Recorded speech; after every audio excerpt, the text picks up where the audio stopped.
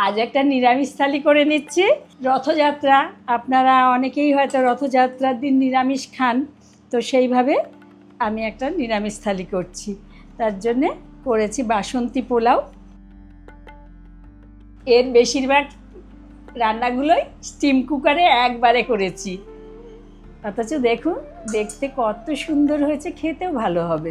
বাসন্তী পোলাও, মটরের ঘুগনি মতো ডাল করেছি।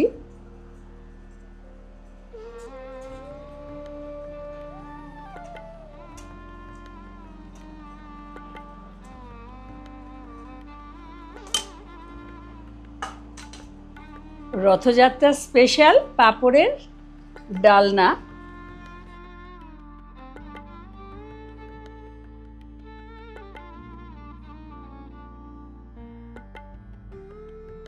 এই যে স্টিম কুকারে করা আলুর দম।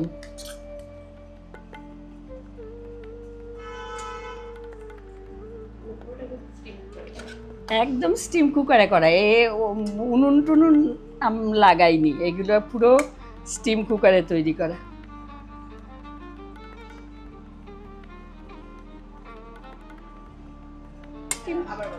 এই পনিরটাও কিন্তু স্টিম কুকারে করা, দেখে মনে হচ্ছে স্টিম কুকারে করা।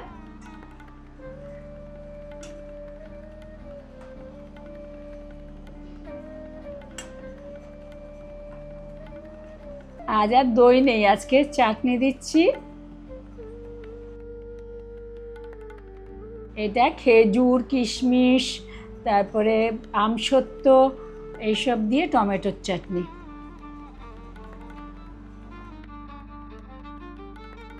এটাও কিন্তু স্টিম কুকারে করা। আর একটু আম কেটেছি। আর করেছিলাম পায়েস, কিন্তু দুঃখের বিষয় পায়েসের ভিডিওটা ওঠেনি।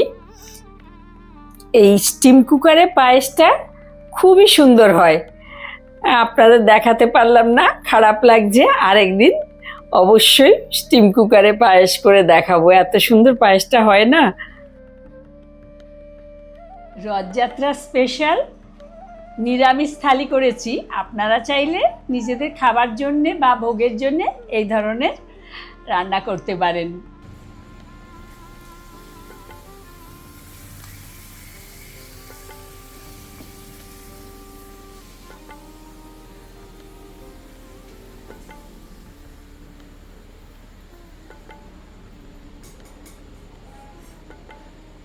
শুভ রথযাত্রা, রথযাত্রার অনেক অনেক শুভেচ্ছা।